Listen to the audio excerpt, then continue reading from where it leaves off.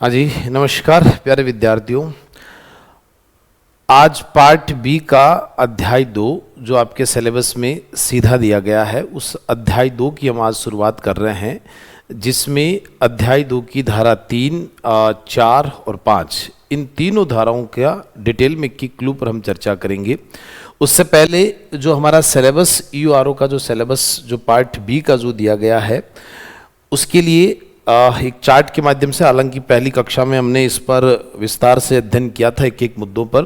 देखिए, अध्याय 2 आज हम प्रारंभ करने जा रहे हैं अपने सिलेबस का, जिसमें नगर पालिकाओं के गठन और शासन से संबंधित बातें दी गई है। और आपको पता ही है कि धारा 3 से लेकर 50 तक, यानी धारा 3 से लेकर 50 तक अध्याय 2 में वर्णन किया गया है।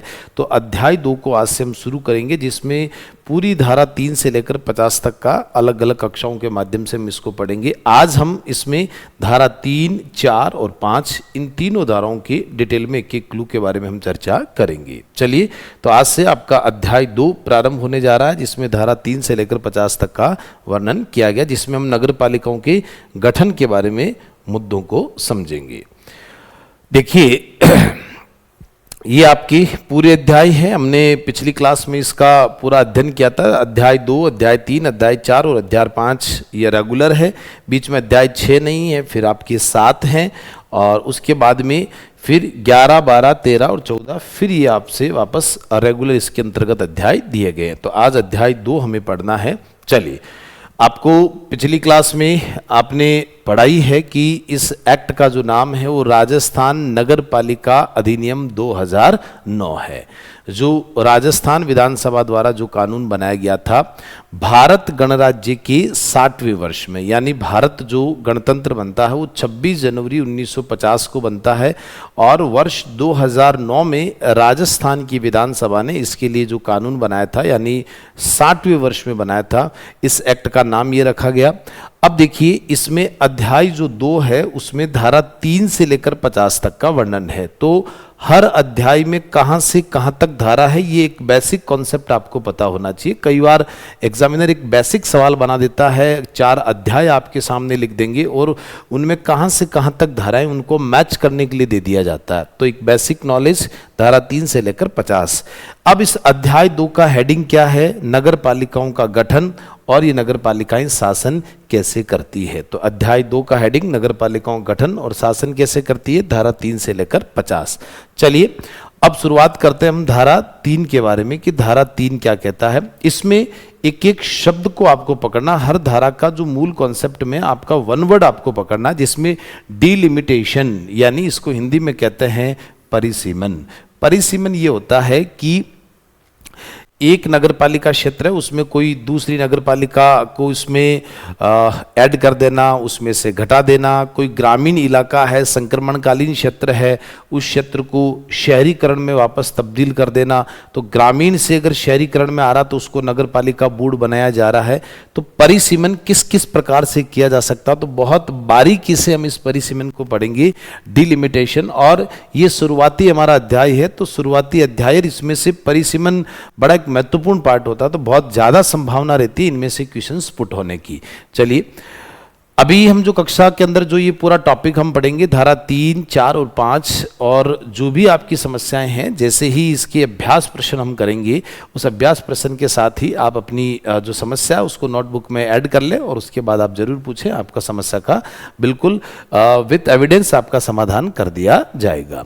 अब देखिए, हर एक धारा जो होती है, देखिए उसमें उपधाराएं होती है। मैं कुछ बेसिक कॉन्सेप्ट आपके क्लियर कर देता हूं। देखिए, जितनी भी हम धाराएं पढ़ेंगे उनमें जो काम दिया गया है वो काम को उपधाराओं में बांटा गया। तो हर उपधारा आपको रटनी नहीं है, जहां इंपॉर्टेंट है एग्जाम के पॉइंट ऑफ व्यू से मैं आपको बता दूंगा कि यहां पर आपको ये ध्यान रखना कि इस धारा की उपधारा आपको ध्यान रखनी है। तो जितना भी हम एक्ट को पढ़ेंगे, तो ओरिजिनल एक्ट को पढ़ रहे हैं, तो इसमें हर काम को उपधारा में बांटा गया कि धारा 3 जो है उसकी उपधारा 1 में ये लिखा हुआ, उसकी उपधारा 2 में ये लिखा हुआ, उपधारा 3, उपधारा 4, ऐसे करके धारा 3 की उपधाराएं 8 है। तो इसके काम को 8 अलग अलग भागों के अंदर बांटा गया, उसको हमें अध्ययन करना है। तो पहली बात करते हैं कि धारा 3 जो डिलिमिटेशन की बात करता है, उसमें उपधारा 1। सबसे पहले राज्य सरकार राजपत्र में, देखिए जो हमने पहला जो अध्याय पढ़ा था उसमें एक बेसिक शब्दों के बारे में हमने बहुत सारी चीज़ों का अध्ययन किया था। राजपत्र राज्य सरकार का एक रजिस्टर होता है सरकारी, जिसमें राज्य सरकार एक नोटिफिकेशन, जिस दिन राज्य सरकार अपने रजिस्टर में यानी राजपत्र में अंकित करती है, वो कानून उसी दिन से ही लागू माना जाता है। ठीक है, तो राज्य सरकार राजपत्र में प्रकाशित नोटिफिकेशन या अधिसूचना द्वारा राज्य सरकार जिस दिन से नियत करे, यानी हमारी जो राज्य सरकार है वो एक राजपत्र में क्या जारी करेगी, अधिसूचना जारी करेगी कि जिस दिन राजपत्र में अधिसूचना जारी होती है उसी दिन से ही वो डीलिमिटेशन का जो क्राइटेरिया है वो क्या हो जाएगा, लागू हो जाएगा। अब डीलिमिटेशन का एक साधारण शब्दों में मैं अगर अर्थ बताऊं तो किसी भी क्षेत्र को इधर से उधर करना, यानी मान लीजिए कि एक नगर पालिका कोई क्षेत्र है, आपको एक उदाहरण के तौर पे बताऊं कि ये एक नगर पालिका क्षेत्र है। अब इसके पास में एक मान लीजिए कोई एक गांव है, ये कोई एक मान लीजिए ग्राम पंचायत है, एक एग्जाम्पल के तौर पर। अब इस ग्राम पंचायत जो है, अब राज्य सरकार ने क्या करा कि राजपत्र में अधिसूचना जारी करके इस एरिया को भी इस नगर पालिका में क्या कर दिया, ऐड कर दिया। यानी ये नगर पालिका पहले यहां तक थी, अब ये एरिया इसमें काउंट हो गया तो ये पूरा का पूरा क्षेत्र क्या हो गया, नगर पालिका का क्षेत्र हो गया। यानी इसका इस एरिया का डीलिमिटेशन कर दिया, यानी यहां पर ये परिसीमन कर दिया।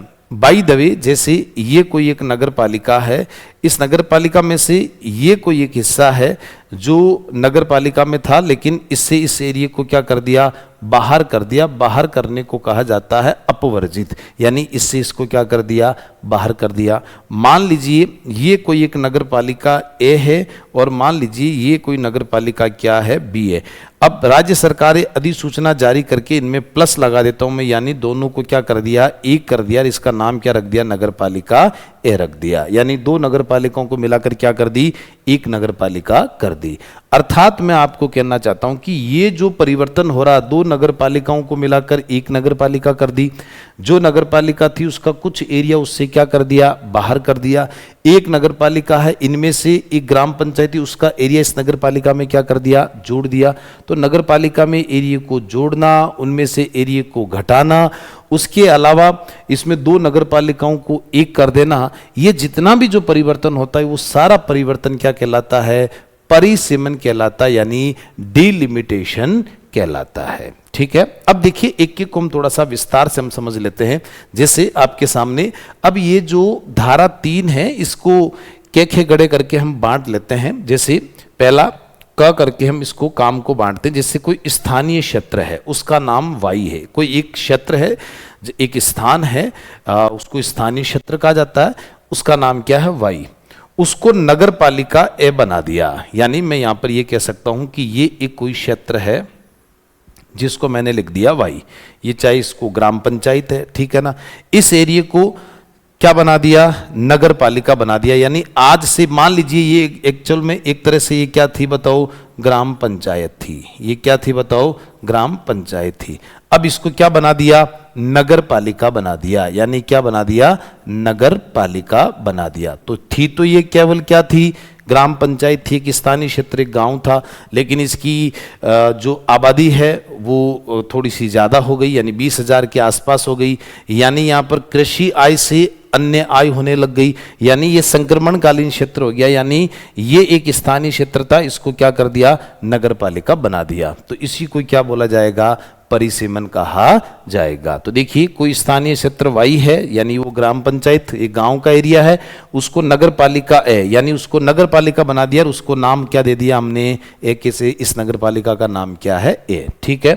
दूसरा देखो यहां से वाई स्थानीय क्षेत्र, ये तब्दील हो गया ए में, यानी ये ग्राम पंचायत था, अब ये क्या बन गई, नगर पालिका। तो इसको जो चेंज किया ये परिसीमन के माध्यम से ही होता है। एक बोर्ड बनता है, वो बोर्ड ही इसकी सिफारिश सरकार को करता है और फिर राज्य सरकार अधिसूचना जारी करके ऐसा करती है। दूसरा, कोई स्थानीय क्षेत्र वाई है, जो नगर पालिका ए में सम्मिलित कर देवे। देखो इसको देख लेते हैं, ये कोई स्थानीय क्षेत्र वाई है, यानी ये ग्राम पंचायत है, इसको हमने क्या कह दिया, वाई है। इसको किस में शामिल कर दिया, में शामिल कर दिया। यानी देखो यहां तो पूरा का पूरा गांव ही बदल दिया किसमें, नगर पालिका में। यानी पूरा गांव था वो पूरा का पूरा ही किसमें बदल गया, नगर पालिका में। पूरी ग्राम पंचायत नगर पालिका में बदल गई। लेकिन यहां पर ये एक इतना सा एरिया है, तो ये लिखा ना स्थानीय क्षेत्र वाई को नगर पालिका ए में सम्मिलित कर दिया, यानी ये है नगर पालिका ए। इसके पास में कोई ग्राम पंचायत कोई एरिया है, तो इसके अंदर इसमें इसको क्या कर दिया, शामिल कर दिया। तो ये जो होता है वो परिसीमन के माध्यम से होता है। और नियत दिन, जिस दिन से ये होता है 6 माह के भीतर निर्वाचन अनिवार्य। इसका क्या मतलब है कि ये जो ग्राम पंचायत है, ये जो ग्राम पंचायत है, इसको आपने क्या बना दिया, नगर पालिका ए बना दिया। अब जिस दिन नगर पालिका ये बनी, उस दिन ग्राम पंचायत का जो सरपंच है वो तो क्या बन जाएगा, नगर पालिका का अध्यक्ष बन जाएगा। जो ग्राम पंचायत का उप सरपंच है वो नगर पालिका का उपाध्यक्ष बन जाएगा। जो ग्राम पंचायत के वार्ड पंच है वो नगर पालिका के सदस्य बन जाएंगे। ठीक है।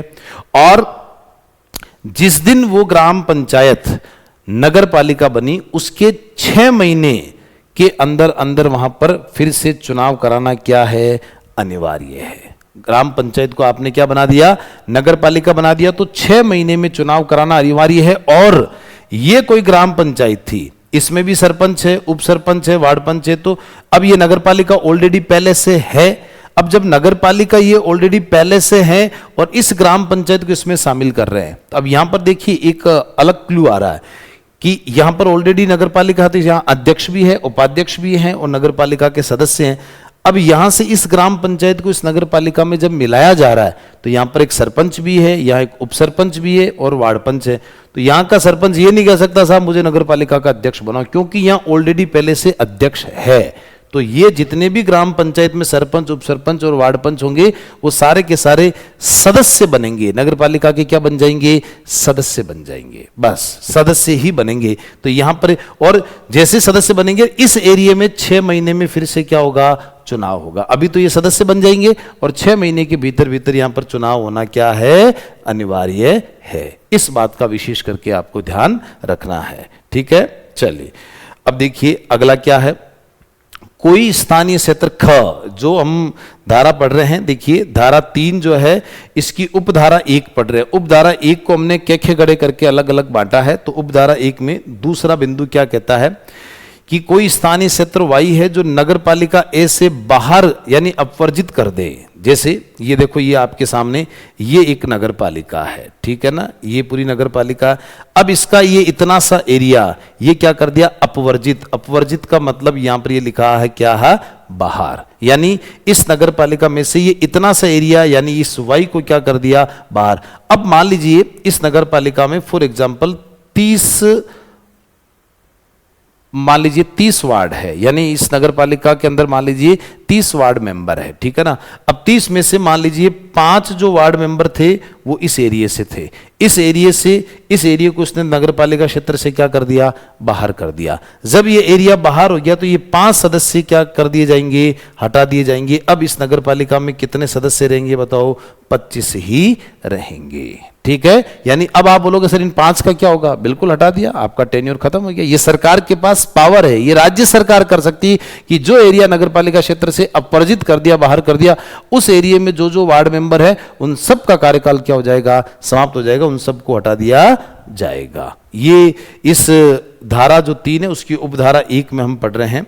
नेक्स्ट देखिएगा, उपधारा 1 में तीसरा पॉइंट है ग, क्या कहता है कि नगर पालिका ए का कुछ क्षेत्र नगर पालिका बी में सम्मिलित कर दिया जाए। नगर पालिका ए का कुछ क्षेत्र नगर पालिका बी में सम्मिलित कर दिया जाए। नगर पालिका ए को नगर पालिका बी में सम्मिलित कर दिया जाए तो नगर पालिका ए के अध्यक्ष, उपाध्यक्ष, सदस्य अब नगर पालिका बी के क्या होंगे, सदस्य होंगे। देखिए मैं इसको कॉन्सेप्ट से समझाता हूं। नगर पालिका, ध्यान से सुनना, ये क्या है, हमारी नगर पालिका ए है का कुछ क्षेत्र नगर पालिका बी में, यानी इसका ये इतना सा जो एरिया है वो ये इसके पास में कौन सी नगर पालिका है, मान लीजिए बी है। ठीक है, मैं अलग पेन से इसको थोड़ा सा कर देता हूं कि जैसे ये इसका कुछ एरिया, तो अब ये एरिया किस में मिला दिया बताओ, बी में मिला दिया। यानी नगर पालिका ए का कुछ क्षेत्र नगर पालिका बी में मिला दिया। ये नगर पालिका ए है, इसका कुछ क्षेत्र किस में मिल गया, बी में मिल गया।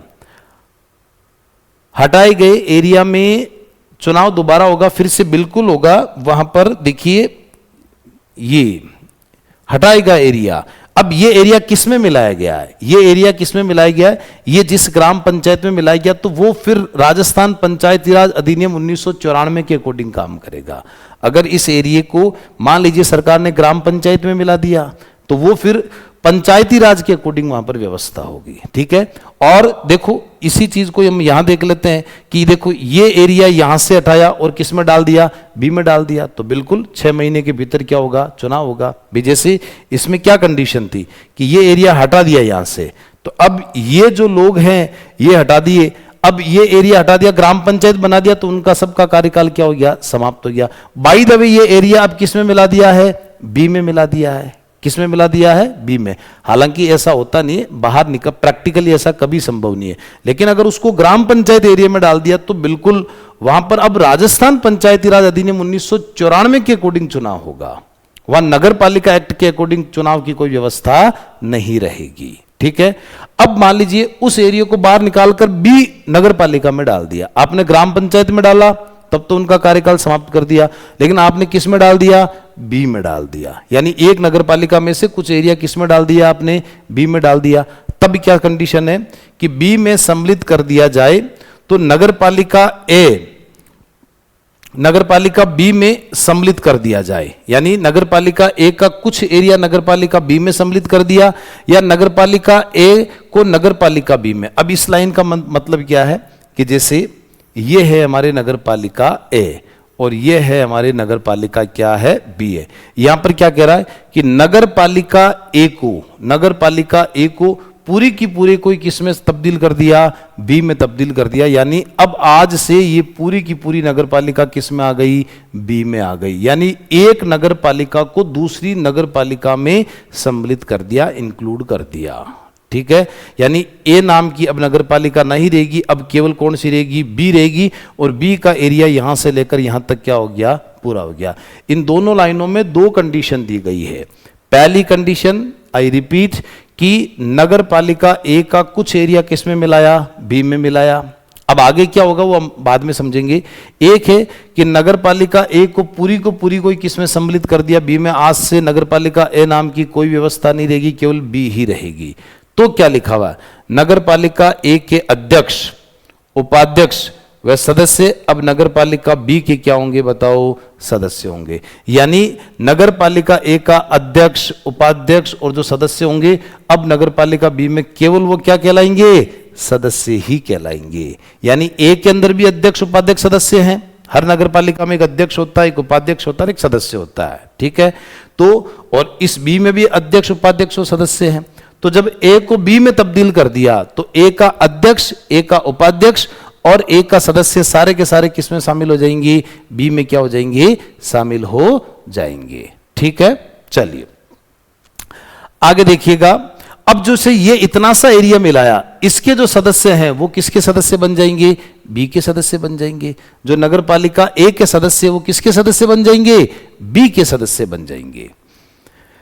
नगर पालिका ए में से एक नवगठित नगर पालिका सी बना देना। नगर पालिका ए में से एक नवगठित नगर पालिका सी बना देना, और नगर पालिका सी तब तक बनी रहेगी जब तक नगर पालिका ए क्या रहेगी, बनी रहेगी। एक एग्जाम्पल है कि जैसे ये एक कोई नगर पालिका है, ये नगर पालिका कौन सी है, ए। इसमें से गठित, इसमें से का मतलब है कि एक बहुत बड़ी है, इस नगर पालिका को सरकार ने तोड़ दिया, इस नगर पालिका को सरकार ने तोड़ दिया। जैसे जयपुर है, जयपुर में एक नगर निगम था, अब जयपुर में 2 नगर निगम कर दिए, है ना। जयपुर के अंदर कितने नगर निगम कर दिए, 2। जैसे जोधपुर था तो जोधपुर में भी 2 नगर निगम कर दिए थे, जोधपुर उत्तर और जोधपुर दक्षिण। कोटा था, कोटा में भी 2 नगर निगम कर दिए, कोटा उत्तर और दक्षिण। तो कहने का मेरा मतलब यह है कि जो नगर निगम है, नगर परिषद है, चाहे नगर पालिका बोर्ड है, एक है, सरकार ने उसको तोड़ के कितना कर दिया, 2 कर दिया। ठीक है, तो देखिए नगरपालिका ए में से नवगठित नगरपालिका सी, यानी ये ए नगरपालिका थी, इसमें से एक नई नगरपालिका बना दी, उसका नाम क्या कर दिया, सी कर दिया। क्या कर दिया, सी। और नगरपालिका सी तब तक बनी रहेगी जब तक नगरपालिका ए बनी रहेगी। अब आप बोलोगे सर कि आज इस नगरपालिका जो ए है इसका गठन वर्ष मान लीजिए 2026 में हुआ, नगरपालिका ए का गठन कब हुआ, वर्ष 2026 में हुआ। अब मान लीजिए वर्ष 2028 में सरकार ने नगरपालिका ए में से तोड़कर एक नगरपालिका क्या बना दी, सी, यानी ए के कितने टुकड़े कर दिए, 2 टुकड़े कर दिए। ठीक है, अब जब ए के 2 टुकड़े कर दिए, सी कर दिया गया, तो कहने का मेरा मतलब है कि अब ए का कार्यकाल 26 से लेकर कब तक चलना चाहिए, 31। तो ये जो सी बनी है इसका कार्यकाल भी 28 से लेकर 31 यानी 3 साल तक ही रहेगा, उससे ज्यादा नहीं रहेगा। तो ये भी किया जा सकता है। ये हम परिसीमन पढ़ रहे हैं, कुछ नहीं है, एक तरह से नगरपालिका का कचुम्बर बनाना, यानी कोई एरिया है उससे उस एरिया को बाहर कर देना, किसी 2 नगरपालिकाओं को जोड़कर एक नगरपालिका बना देना, ताकि एक नगरपालिका उससे कितनी बना देना, 2 नगरपालिका बना देना, एक नगरपालिका का कुछ एरिया बाहर कर देना, अपवर्जित कर देना, उसको ग्राम पंचायत में डाल देना, उनके सदस्यों को हटा दिया जाएगा। ये सब कुछ करना क्या कहलाता है, परिसीमन, यानी डिलिमिटेशन किया जाता है राज्य सरकार के द्वारा। और जो भी डिलिमिटेशन होगा उसको राजपत्र में राज्य सरकार क्या करेगी, अंकित करेगी। ठीक है, तो ये देखिए नगरपालिका सी तब तक बनी रहेगी जब तक नगरपालिका ए क्या रहेगी, बनी रहेगी। नेक्स्ट देखिए, जो हम धारा 3 पढ़ रहे हैं उस धारा 3 की उपधारा में के खे घ हम पढ़ रहे थे, तो के खे ग घ। अब देखिए घ में देखिए नगरपालिका ए क्या कहता है कि नगरपालिका क्षेत्र समाप्त कर दिया जाए, यानी नगरपालिका को खत्म कर दिया सरकार ने। जैसे कोई ये नगरपालिका है, ये कौन सी है, ये ए नाम की क्या है, नगरपालिका।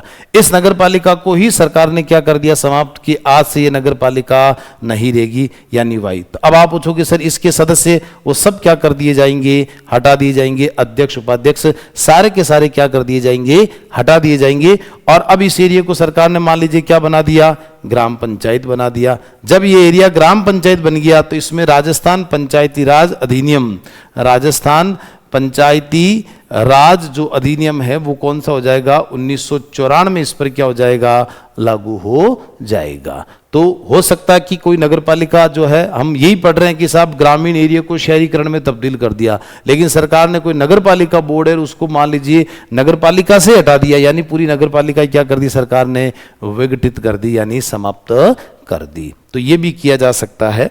चलिए नेक्स्ट देखिए, तो हम धारा 3 की उपधारा 1 देखा हमने। उपधारा 1 में देखा कि कोई एरिया उसमें जोड़ना, कोई एरिया उसमें घटाना, या 2 नगरपालिकाओं को एक करना, या एक नगरपालिका में से 2 नगरपालिकाएं बनाना, या पूरी नगरपालिका को क्या कर देना, समाप्त कर देना। ये सारे कार्य कौन करेगी, राज्य सरकार करेगी, राजपत्र में अधिसूचना जारी करके। नेक्स्ट लिखा हुआ है, देखिए धारा 3 की उपधारा क्या कहती है, 2 क्या कहती है, 15/9/2009 पिछली क्लास में हमने पढ़ा था, क्योंकि 15/9/2009 को ये एक्ट क्या हुआ, प्रवर्त हुआ। प्रवर्त का मतलब क्या हुआ, लागू हुआ। राजस्थान नगर पालिका अधिनियम जो है वो 27 अगस्त 2009 को विधानसभा से पारित हुआ।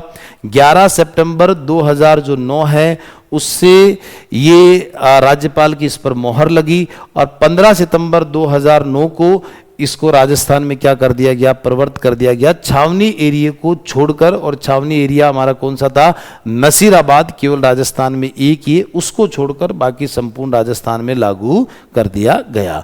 अब देखिए राजस्थान नगरपालिका अधिनियम 2009 प्रवर्त यानी लागू होने की तिथि, यानी जिस दिन लागू हुआ तिथि से पुरानी स्थापित, यानी इससे पहले जो राजस्थान नगरपालिका अधिनियम 1959 का जो कानून था, जो पुरानी स्थापित अथवा नवीन स्थापित नगरपालिकाएं कलेक्टर या उसके द्वारा प्राधिकृत अधिकारी से अनुमोदन, इससे अप्रूवल होने चाहिए कलेक्टर या कलेक्टर द्वारा जो निर्धारित कोई भी अधिकारी है, जिसमें चाहे एसडीएम है चाहे अतिरिक्त कलेक्टर है, प्राप्त कर स्वयं के खर्चे पर नगरपालिका मोस्ट इंपोर्टेंट सीमा चिन्ह परिनिर्मित, यानी सीमा चिन्ह परिनिर्मित, स्थापित व अनुरक्षित करेगी। अब देखिएगा, जैसे कोई एक नगरपालिका है, कोई एक क्या है, नगरपालिका है, उस नगर पालिका जो धारा 3 की उपधारा ए की बात कहती है, मूल मुद्दा आपको समझना है कि उस नगर पालिका का सीमा चिन्ह, सीमा जो चिन्ह है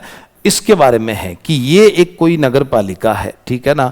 अब इस नगर पालिका का जो एरिया है इसका सीमा चिन्ह यहां तक रहना चाहिए। अब मान लीजिए कोई एक गांव था, ये जैसे मान लीजिए गांव था, अभी आपने थोड़ी देर पहले पढ़ा कि इस गांव को इस नगर पालिका में क्या कर लिया, ऐड कर लिया, इस गांव को इस नगर पालिका में क्या कर लिया, हमने जोड़ लिया। अब जोड़ लिया तो इस नगर पालिका का एरिया कहां तक हो गया, यहां तक हो गया। इसके आसपास भी तो ग्राम पंचायतें हैं, तो नगर पालिका का सीमा चिन्ह वो करेगी तो कौन, स्वयं नगर पालिका खुद करेगी। लेकिन इसके लिए नगर पालिका को क्या चाहिए बताओ, अनुमोदन होना चाहिए, अप्रूवल प्राप्त होना चाहिए। किसके द्वारा, कलेक्टर के द्वारा। जिस जिले में वो नगर पालिका आती है उस जिले के कलेक्टर या कलेक्टर द्वारा निर्धारित कोई भी प्राधिकारी है, उससे पहले वो अनुमति लेगी, और अनुमति लेने के बाद ही नगर पालिका का सीमा चिन्ह तय होगा कि ये नगर पालिका आज से यहां तक रहेगी। यहां पर उनके बोर्ड लगा दिए जाएंगे कि ये नगर पालिका का क्या रहेगा, एरिया रहेगा। तो अनुमोदन कलेक्टर के द्वारा होगा जिस दिन होगा, और इसमें सीमा चिन्ह तय होगा। और वो जो भी यहाँ पर अनुमोदन, जो भी ये सीमा चिन्ह होगा, फीते रखे जाएंगे, जो काम काज होगा, पत्थर गाड़े जाएंगे, बोर्ड लगाए जाएंगे, वो सारे खर्चे स्वयं के यानी किसके होंगे, नगर पालिका के होंगे। उसमें राज्य सरकार खर्चा नहीं करेगी, उसमें खर्चा किसका होगा, उसमें नगर पालिका का स्वयं का खर्चा होगा। फिर से बता देता हूं, धारा जो 3 है उसकी उपधारा 2 क्या कहती है, नगर पालिका जो है वो अपना सीमा चिन्ह तय करेगी, यानी नगर पालिका का क्राइटेरिया कहां तक रहेगा। अगर कोई नगर पालिका में एरिया जोड़ा गया है या उसमें से कोई एरिया निकाला गया तो नगर पालिका अपना एक सीमा चिन्ह तय करेगी, इस ग्राम पंचायत की इस गांव तक या इस खेत तक नगर पालिका का हिस्सा या इस गली तक नगर पालिका का हिस्सा, तो वहां पर फीते डालना, वहां पर बोर्ड लगाना, वहां पर पूरा नाप चोप करना, तो जो भी खर्चा आएगा वो नगर पालिका स्वयं उठाएगी। और लेकिन ये सीमा चिन्ह जो तय किया जाएगा उसके लिए अनुमति किससे लेनी पड़ेगी, कलेक्टर से लेनी पड़ेगी। इस बात का आपको ध्यान रखना कि जिला कलेक्टर या कलेक्टर खुद किसी अधिकारी को क्या कर देगा, प्राधिकृत कर देगा, उस एरिया का जो एसडीएम है या अतिरिक्त जिला कलेक्टर किसी को भी वहां पर बता देगा। वो व्यक्ति जब अनुमति देगा उसके बाद फिर नगर पालिका अपना सीमा चिन्ह क्या कर सकती है, तय कर सकती है स्वयं के खर्चे पर। तो धारा 3 की उपधारा 2 केवल किसकी बात करती है, नगर पालिका की सीमा चिन्ह की बात करती है। ठीक है, चलिए आगे देखिएगा। अब हम पढ़ रहे हैं उपधारा 3। उपधारा जो 3 है, जो धारा 3 की कौन सी पढ़ रहे हैं हम, उपधारा 3। अब देखिए, नगर पालिका जब स्थानिक क्षेत्र, कोई भी एक स्थानिक मतलब जो एरिया है जिसको वाई में बदल दिया जाए, यानी जब कोई नगर पालिका क्षेत्र बदल जाता है तो निम्नलिखित चीजें राज्य सरकार के पास चली जाएगी। यानी कोई नगर पालिका जो है, नगर पालिका जब स्थानिक क्षेत्र वाई में बदल दी जाए, यानी किसी नगर पालिका का कोई एरिया बदल दिया जाए, यानी ए नाम की नगर पालिका को बी में डाल दिया, ठीक है ना, ए नाम की नगर पालिका है उसको ग्राम पंचायत बना दिया, ए नाम की नगर पालिका का कुछ एरिया बी में डाल दिया, कुल मिला के किसी नगर पालिका के किसी क्षेत्र को बदला गया है, किसी क्षेत्र को क्या किया गया, बदला गया है, तो क्या होगा, कुछ निम्नलिखित चीजें राज्य सरकार के पास चली जाएगी। कैसे कि जैसे मैं आपको उदाहरण के तौर पर दूं कि जैसे ये एक कोई नगर पालिका है ए है, ठीक है ना, आज से इसको नगर पालिका किस में बदल दिया गया, बी में, कि साहब अब ए नाम की नगर पालिका नहीं रहेगी, ये पूरा का पूरा जो एरिया है वो किस में चला गया, बी, और इस पूरी नगर पालिका का नाम क्या रहेगा, बी रहेगा। ठीक है, आपको इतना ध्यान रखना। अब सवाल ये बनता है कि जो ए नगर पालिका थी इसको आपने बी तो बना दिया, लेकिन इसकी मान लीजिए कोई देनदारियां थी, ठीक है ना, देनदारियां का मतलब जो इसकी कुछ उधारियां थी, है ना, इसका पैसा इसने किसी से लोन ले रखा था, या इसकी खुद के पास प्रॉफिट में थी नगर पालिका, इसके पास जमा पूंजी थी। तो एक नगर पालिका के पास खुद की क्या है, मान लीजिए जमा पूंजी है, तो इसके पैसे का क्या होगा, उसका क्या करना पड़ेगा, सवाल ये उत्पन्न होता है। तो वो सब कुछ चीजें किसके पास चली जाएगी, राज्य सरकार के पास चली जाएगी। अब राज्य सरकार बी को सौंप देगी।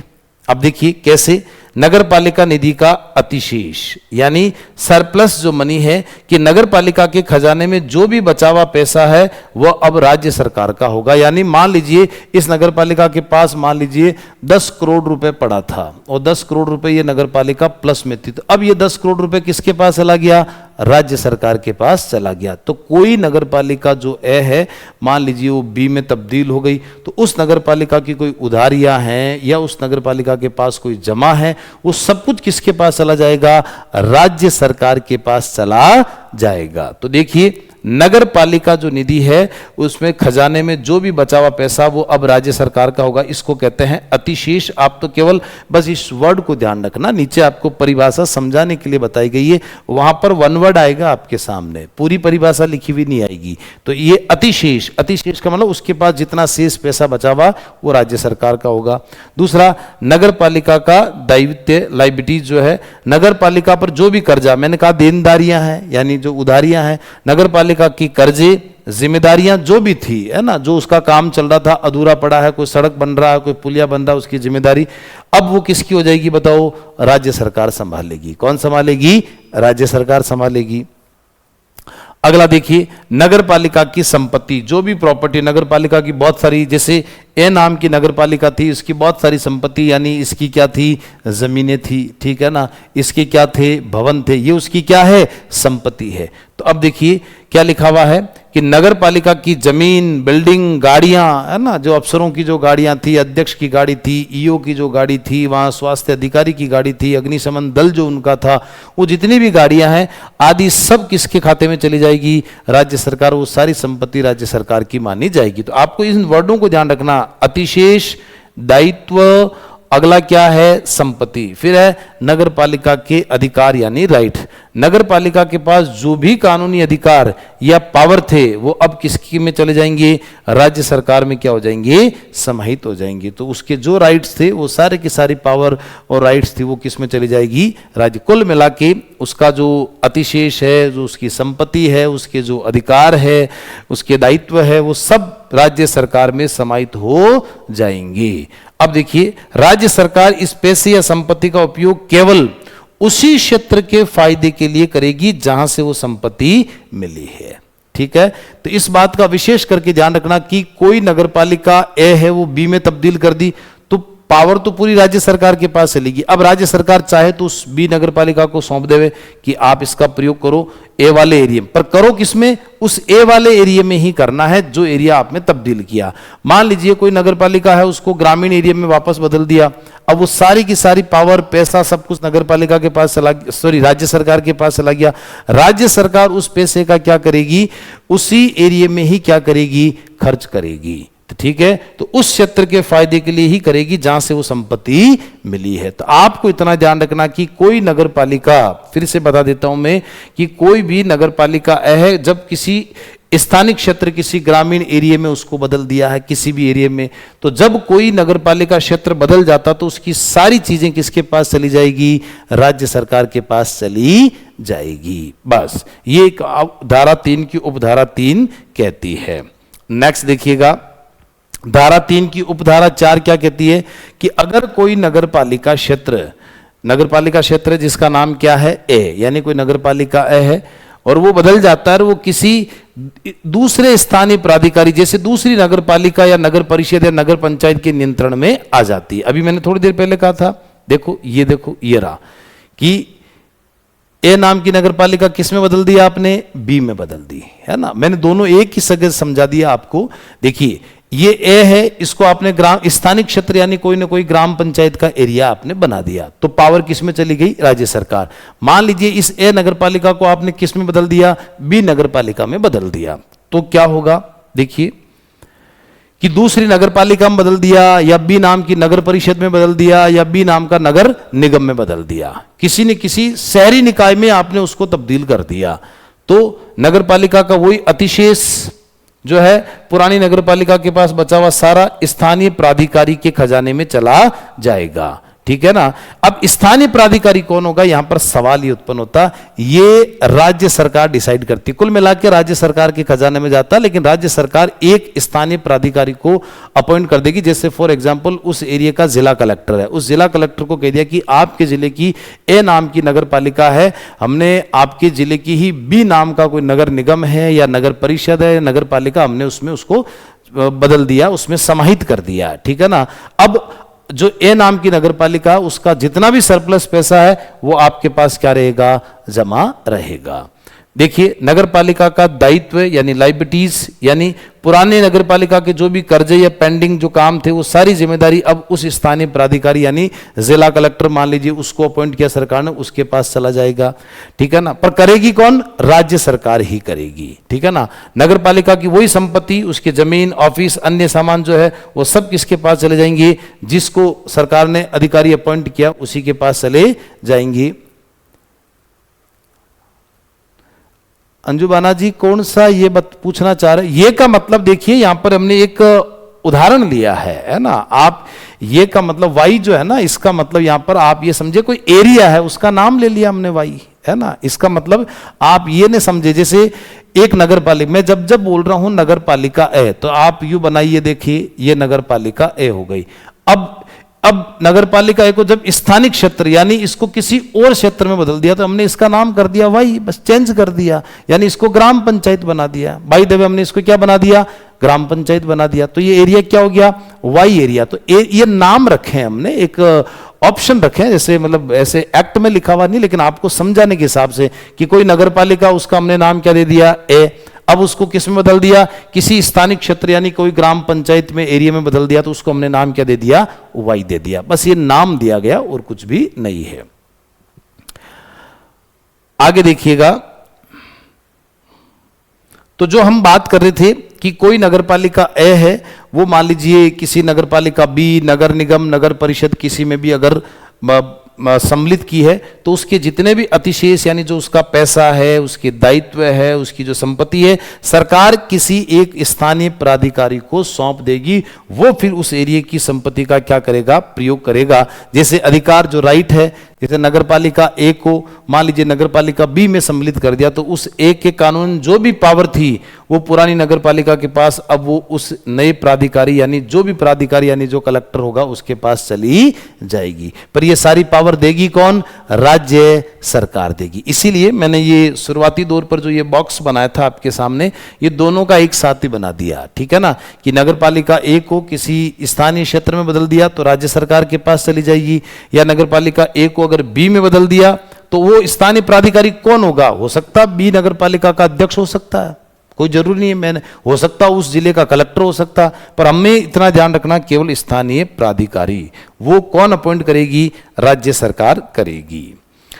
अब देखिए कुछ हम तुलनात्मक अध्ययन देख लेते हैं कि जो उपधारा 3 और उपधारा 4 ये दोनों लगभग समान है। इन दोनों का मतलब क्या कि उपधारा 3 जो भी हमने पढ़ा कि कोई स्थानीय क्षेत्र वाई में बदल दिया, वाई में यानी सामान्यतः कोई ग्राम पंचायत के एरिया में बदल दिया, तो वो सारी पावर किस में चली जाएगी? राज्य सरकार में चली जाएगी। यानी ए नाम की नगरपालिका स्थानीय क्षेत्र वाई में यानी ग्राम पंचायत में बदल गई तो उसकी संपत्ति है, उसके दायित्व हैं, उसके अधिकार हैं, ये सारे के सारे किस में चले जाएंगे? राज्य सरकार में ट्रांसफर हो जाएंगे, यानी यहां स्थानांतरित हो जाएंगे। यानी उपधारा 4 अभी हमने क्या पढ़ा कि कोई नगरपालिका ए है और उसको स्थानीय क्षेत्र वाई यानी उस क्षेत्र को वाई किसी स्थानीय प्राधिकारी के अधीन आ गया, यानी किसी अन्य नगरपालिका में उसको तब्दील कर दिया। क्षेत्र यानी वाई, यानी ए नाम की नगरपालिका को वाई नाम की नगरपालिका में बदल दिया, तो उस स्थानीय प्राधिकारी जो भी उस एरिया का स्थानीय, चाहे वो जिला कलेक्टर हो या जिस नगरपालिका में तब्दील किया है उस नगरपालिका का अध्यक्ष है, उसके अंदर उसमें क्या हो जाएगी? वो सारी पावर ट्रांसफर हो जाएगी। ये है उपधारा 3 और उपधारा 4, इन दोनों का कंक्लूजन। नेक्स्ट देखिएगा, अब देखिए धारा 3 की हम क्या पढ़ेंगे? उपधारा 5। मैंने शुरुआती दौर पर ही कह दिया था कि धारा 3 में 8 उपधाराएं हैं। कितनी हैं? 8 उपधाराएं हैं। उपधारा 1, उपधारा 2, उपधारा 3, 4 अभी हमने देख लिया। एरिया बदला है और उनकी पावर को राज्य सरकार और स्थानीय प्राधिकारी में बदल दिया। अब उपधारा धारा 3 की अब हम क्या पढ़ेंगे? उपधारा 5 पढ़ेंगे। जब नगरपालिका ए, मान लीजिए कोई नगरपालिका ए है, बार बार हम नाम दे रहे हैं, नगरपालिका है उसका नाम दे दिया हमने ए। जब एक स्थानिक क्षेत्र वाई से अपवर्जित कर नगरपालिका बी में मिला दिया, यानी देखो ये है नगरपालिका क्या है? ए है, बिल्कुल हो गया, ठीक है ना। अब इसका इतना सा एरिया, कितना सा एरिया? ये इतना सा एरिया। अपवर्जित का मतलब आप जानते हो क्या कर दिया? बाहर कर दिया। अपवर्जित का मतलब क्या है? बाहर है, ठीक है ना। यानी नगरपालिका ए का इतना सा एरिया यहां से क्या कर दिया? बाहर कर दिया, और इसको किस में मिला दिया, बी में मिला दिया, यानी इसके पास में देखो ये एक नगरपालिका ए है, ये नगरपालिका क्या है, बी है। तो इस नगरपालिका ए का इतना सा एरिया किस में मिला दिया, बी में मिला दिया, यानी ये वाई नामक जो एरिया था ये हमने किस में मिला दिया, बी में मिला दिया। ठीक है, इतनी सी बात है। अब आगे क्या लिखा कि तो स्थानिक क्षेत्र जो वाई है, जो इधर से उधर मिला है, के हिस्से का दायित्व संपत्ति राज्य सरकार नगरपालिका ए और बी से परामर्श करेगी। बहुत ध्यान से सुनना कि यानी एक नगरपालिका का कुछ एरिया निकालकर नगरपालिका बी में मिला दिया, तो इस एरिया की जितनी भी संपत्ति है, दायित्व है, वो राज्य सरकार ए और बी दोनों से, यानी ए नगरपालिका और बी नगरपालिका दोनों से राज्य सरकार क्या करेगी, बताओ, परामर्श करेगी। परामर्श कर अधिसूचना द्वारा नगरपालिका बी को सौंप सकेगी। यानी कहने का मतलब है कि नगरपालिका ए का कुछ एरिया हटाकर किस में मिला दिया, बी में मिला दिया। अब जो एरिया हटा उसमें जो भी संपत्ति जमीन थी, उसमें भवन थे, उस एरिया की जो संपत्ति है, उस एरिया की संपत्ति किसको देनी है, बी को देनी, क्योंकि एरिया किस में चला गया, बी। लेकिन राज्य सरकार डायरेक्ट नहीं दे सकती, पहले ए जिसमें से वो एरिया निकला है और बी जिसमें वो एरिया शामिल हुआ, दोनों से क्या करेगी राज्य सरकार, पहले परामर्श करेगी, उसके बाद वो एरिया की जो ताकत है वो बी को सौंप दी जाएगी। बस ये इतनी सी बात है। तो इसको देखो एक कैलकुलेशन के माध्यम से, यानी ए में से माइनस किया, यानी वापस देख लेते हैं, ए में से माइनस कर दिया, एरिया वाई निकाला, तो अब ये इतना सा एरिया बच गया। ठीक है ना, ए में से हम एक एरिया वाई नामक एरिया माइनस कर रहे हैं, तो ये एक इतना सा एक वाई नामक एरिया है। अब ये वाई नामक एरिया किस में मिला दिया हमने, बी में मिला दिया, तो बी में क्या कर दिया, प्लस, और ए में से क्या कर दिया, माइनस। अब इसके हिस्से का जो संपत्ति दायित्व है वो किसके पास चले जाएंगे, बी के पास चले जाएंगे। लेकिन बी को देगी कौन, राज्य सरकार देगी। राज्य सरकार तब देगी जब ए और बी से क्या करेगी, परामर्श करेगी, उसके बाद ही वो किसको सौंपेगी, बी को सौंपेगी। तो ये कहती है धारा 3 की उपधारा 5। ठीक है, चलिए अब देखिए, बहुत ही आसान सी है ये धारा 3 में। अब कौन सी बात चल रही है, उपधारा 6 की, यानी आवास गृह जो विनिर्माण मैन्युफैक्चरी जो होती है, भंडागार भी और भंडार गृह भी इसको कह सकते हैं, इसका दूसरा नाम भंडार गृह भी हम कह सकते हैं। ठीक है, कारोबार या उद्यम का जो स्थान है, राज्य सरकार अधिसूचना द्वारा निकट की नगर पालिका में सम्मिलित कर सकती है। यानी किसी नगर पालिका के अंदर कोई भी आवास गृह है, विनिर्माण है, भंडार गृह है, राज्य सरकार, जैसे एक बड़ा कारखाना, फैक्ट्री या गोदाम शहर की सीमा से थोड़ा सा बाहर है, राज्य सरकार को अगर लगता है कि उस जगह को नगर पालिका की सुविधाओं जैसे सड़क, रोशनी, पानी की जरूरत है, तो वहां की, और वहां से अगर राज्य सरकार चाहती है कि वहां से टैक्स वसूला जाए, टैक्स को अगर वसूलना उचित है, तो राज्य सरकार एक नोटिस निकालकर उस शहर की नगर पालिका का हिस्सा घोषित कर सकती है।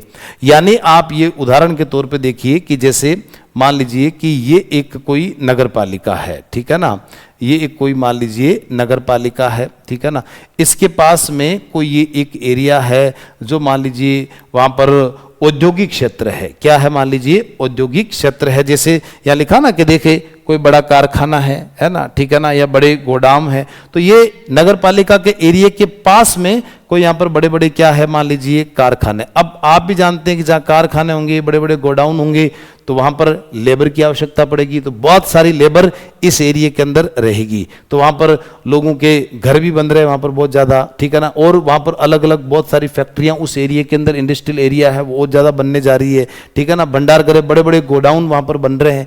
तो जब राज्य सरकार को लगता है कि इस एरिया में इंडस्ट्रियल एरिया घोषित हो चुका है, उसके अलावा वहां पर बहुत सारी रोड की, लाइट की आवश्यकता, क्योंकि वहां पब्लिक खूब सारी रहती है, तो इतने से इस एरिया को जहां पर ये सारी चीजें डेवलप हो रही है, उस एरिया को राज्य सरकार नगर पालिका में क्या कर सकती है, सम्मिलित कर सकती है। यानी उस एरिया में जो भी आवास गृह आते हैं, जितने भी वहां पर मैन्युफैक्चर, वहां पर काम करने जो फैक्ट्रियां हैं, उसके अलावा भंडार गृह, जितने भी गोदाम हैं, और वहां पर कोई कारोबार, उद्यम का स्थान, वहां पर जो बहुत सारी लैंड जमीन वहां पर पड़ी है, जहां पर बहुत सारी रोडें, लाइटें लगाई जा रही है, लोग बस रहे हैं वहां पर, तो राज्य सरकार अधिसूचना द्वारा निकट की नगर पालिका में सम्मिलित कर देगी। यानी ये निकट की है नगर पालिका ए, और इस एरिया में जहां पर फैक्ट्रियां हैं, गोडाउन है, ठीक है ना, भंडार गृह हैं, तो इस एरिया को वहां पर नगर पालिका ए में राज्य सरकार तब्दील कर देगी कि आज से नगर पालिका ए का एरिया यहां तक रहेगा। क्यों? क्योंकि वहां पर इनकम सोर्स है, तो सरकार चाहती है कि वहां से टैक्स भी वसूला जा सकेगा, क्योंकि यहां पर आय का क्या है, साधन है। ठीक है, चलिए अब देखिए उपधारा 7, धारा 3 की उपधारा 7, कोई भी स्थानीय क्षेत्र यानी जिसको अपन ने नाम दे दिया एक्स, ठीक है ना, नगर पालिका ए में मिला दिया जाए तो उस पर वे समस्त नियम आदेश अधिसूचनाएं लागू होगी जो नगर पालिका के लिए है। यानी ये लीजिए, ये नगर पालिका का एरिया है ना, ये नगर पालिका क्या है, ए है। तो कोई भी स्थानीय क्षेत्र, यानी ये लो, ये स्थानीय क्षेत्र कर दिया जिसको ग्राम पंचायत का कोई गांव का कोई हिस्सा है मान लीजिए, ठीक है ना, और इस एरिया को किस में मिला दिया, नगर पालिका ए में मिला दिया। अब देखिए वे समस्त नियम आदेश अधिसूचनाएं लागू होगी जो नगर पालिका, अब ये नगर पालिका जो भी नियम आदेश अधिसूचनाएं लागू करती है इसके एरिया में, तो वो पूरे के पूरे इस एरिया पर भी क्या होंगे, लागू होंगे, जो एरिया इस नगर पालिका में मिला दिया जाएगा। ठीक है, ये उपधारा 7 कहती है। और लास्ट इसकी उपधारा 8 यानी धारा 3 की उपधारा 8 कि जब कोई भी ग्राम, हमने गांव का नाम क्या दे दिया, जेड दे दिया, हम नाम दे रहे हैं, किसी को वाई दे रहे हैं, किसी को एक्स दे रहे हैं, किसी को जेड दे रहे हैं, कोई गांव है जिसका नाम क्या है, जेड है, को नगर पालिका ए में मिला दिया जाए, तो देखिए जैसे अभी अभी हमने कहा कि जैसे स्थानीय क्षेत्र कोई भी गांव का भी हो सकता है, इस पर वही नियम आदेश अधिसूचनाएं लागू होगी जो नगर पालिका ए के लिए होगी। ठीक है, इसमें कोई दो राय नहीं है।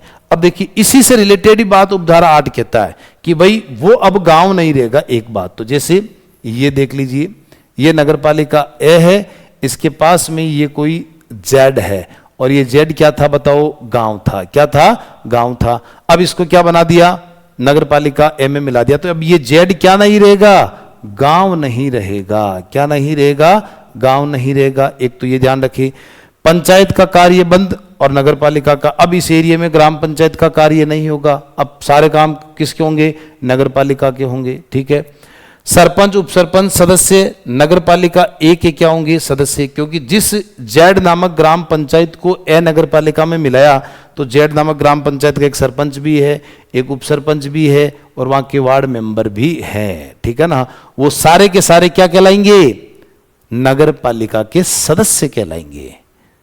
अब आप ये सवाल कर सकते हो कि सर वो सरपंच है उसको नगर पालिका का अध्यक्ष बनाओ, देखो वो तब होता है जैसे कि ये मान लीजिए पूरा जेड है, ये पूरा का पूरा क्या है, गांव है, ये पूरा का पूरा क्या है, गांव। सरकार ने इसको बोल दिया कि आज से ये जेड जो है वो गांव नहीं रहेगा, अब क्या हो गया, नगर पालिका हो गया। तो जब जेड गांव था तब यहां पर सरपंच उप सरपंच और वार्ड मेंबर थे, और अब ये जेड आज से गांव नहीं है, पूरा का पूरा ही क्या बन गया, अलग से सेपरेट इसको नगर पालिका बनाया। तब यहां का जो सरपंच है वो नगर पालिका का अध्यक्ष बनेगा, यहां जेड का उप सरपंच है वो नगर पालिका का उपाध्यक्ष बनेगा, और जेड का जो वार्ड पंच है वो नगर पालिका का क्या बनेगा, वार्ड मेंबर बनेगा, यानी वार्ड का सदस्य बनेगा। ठीक है, उसी प्रकार से एक तो ये हो गया कि पूरा का पूरा गांव ही नगर पालिका बना दिया, एक है कि ऑलरेडी पास में कोई नगर पालिका है, ये नगर पालिका है, और ये जो गांव है जेड, ये इस नगर पालिका में सम्मिलित किया गया। एक तो जेड को नगर पालिका बनाया, एक जेड ए में जेड शामिल हुआ, में और को, इन दोनों का अंतर ध्यान रखना है। तब यहां का जो सरपंच उप सरपंच और वार्ड मेंबर है वो सारे के सारे क्या हो जाएंगे, ए नामक नगर पालिका के क्या हो जाएंगे, सदस्य बन जाएंगे। क्या बन जाएंगे, केवल सदस्य ही रहेंगे, क्योंकि यहां पर ऑलरेडी अध्यक्ष है, यहां पर उपाध्यक्ष है, वार्ड मेंबर है, तो ये क्या रहेंगे, सदस्य बन जाएंगे। तो देख लीजिए, सरपंच उप सरपंच और नगर पालिका ए के जो भी सदस्य हैं वो सम्मिलित करने पर, है ना, और क्या बन जाएंगे, सदस्य होंगे। सम्मिलित कर दिया, जेड को इसमें सम्मिलित किया तो ये सारे के सारे सरपंच उप सरपंच ये सब क्या बन जाएंगे, नगर पालिका के सदस्य। आगे क्या है कि सरपंच उप सरपंच और सदस्य नगर पालिका एक के क्रमशः अध्यक्ष उपाध्यक्ष और सदस्य होंगे यदि ग्राम पंचायत को नगर पालिका बना दिया जाए। ये ग्राम पंचायत को अगर नगर पालिका बना दिया जाए तो अध्यक्ष, उपाध्यक्ष और नगर पालिका के सदस्य बन जाएंगे। दोनों मुझे लगता है कि अंतर समझ में आ जाना चाहिए, ठीक है ना। तीसरी अगली बात है कि संपत्ति दायित्व अस्तियां, यानी जो असेट्स जो संपत्तियां हैं, तो देखिए नगर पालिका ए में सम्मिलित हो जाएगी, यानी इस गांव की जितनी भी संपत्ति है ग्राम पंचायत की, ठीक है ना, वो सारी की सारी अब किसकी मानी जाएगी, नगर पालिका ए की ही मानी जाएगी। और इस क्षेत्र में नगर पालिका ए विधि पूर्वक कर अधिरोपित कर सकेगी, यानी ये जो ग्राम पंचायत का एरिया था अब ये नगर पालिका ए में सम्मिलित हो गया, तो अब नगर पालिका ए इस ग्राम पंचायत का एरिया जो नगर पालिका बना है यहां पर टैक्स अधिरोपित कर सकेगी, यानी कर अधिरोपित कर सकेगी, ठीक है।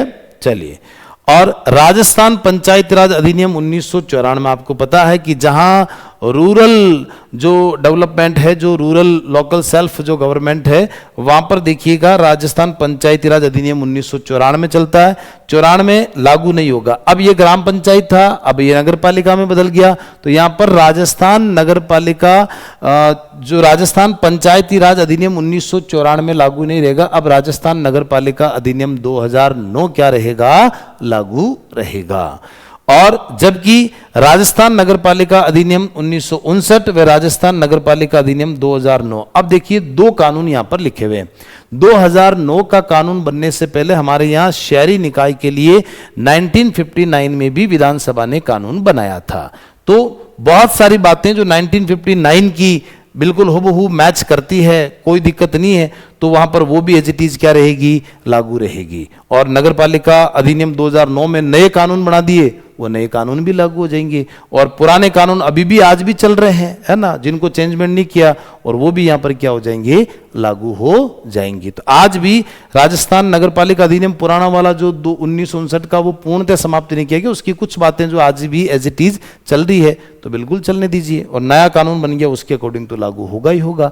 तो कुल मिला के जेड नामक कोई गांव था, उसको हमने नगरपालिका ए में डाल दिया। तो अब ये पूरा का पूरा एरिया नगरपालिका यहाँ टैक्स भी वसूलेगी, यहाँ के सरपंच, उप सरपंच, वार्ड पंच यहाँ के पूरे क्या कहलाएंगे, सदस्य कहलाएंगे, ठीक है ना। इस गांव की पूरी संपत्ति अब नगरपालिका एक ही मानी जाएगी।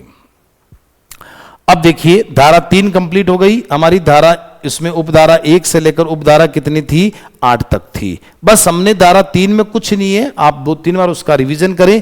बस किसी एक नगरपालिका में से कुछ एरिया बाहर गया है, कि उसमें कुछ एरिया मिलाया गया है, या 2 नगरपालिकाओं को एक किया गया है, या किसी ग्राम को नगरपालिका में सम्मिलित किया गया है, या पूरे गांव को ही क्या बना दिया गया है, नगरपालिका का बना दिया गया। ये पूरा जो काम है वो डिलिमिटेशन यानी क्या कहलाता है, परिसीमन कहलाता है। धारा 3 है ना, उसको हमने 8 भागों में तोड़कर अलग अलग तरीके से उसको समझा। किसी एरिया में बाहर निकाला, किसी में सम्मिलित किया गया है, किसी में 2 को जोड़ा गया है, किसी को गांव को शहर बनाया गया, बस बाकी कुछ भी नहीं है। वो दिखने में बहुत बड़ा है लेकिन है बहुत छोटी छोटी चीजें वो। अब देखिए हम पढ़ते हैं धारा 4। धारा 4 क्या कहता है, नगर पालिका बोर्ड। नगर पालिका बोर्ड, नगर पालिका बोर्ड का मतलब है जो हमारी 3 जो प्रकार जो होते हैं, एक नगर पालिका बोर्ड 20,000 से 1 लाख तक, 1 लाख से 5 लाख तक नगर परिषद, और 5 लाख से ज्यादा होने पर नगर निगम। तो केवल यह बात चल रही है नगर पालिका बोर्ड अधिनियम के ऐसे उपबंधों को परिवर्तन यानी लागू करने से छूट देने की शक्ति उसके लिए अनुपयुक्त हो। यानी कहने का मतलब है, एक तो आपको ध्यान रखना यहां पर राज्य सरकार का, यानी किसी भी नगर पालिका बोर्ड, यानी जो नगर पालिका बोर्ड जो एक तरह से देखा जाए जो तीसरा जो हमारा टाइप होता है, उसमें नगर पालिका को जैसे मान लीजिए शुल्क लगाने का अधिकार है।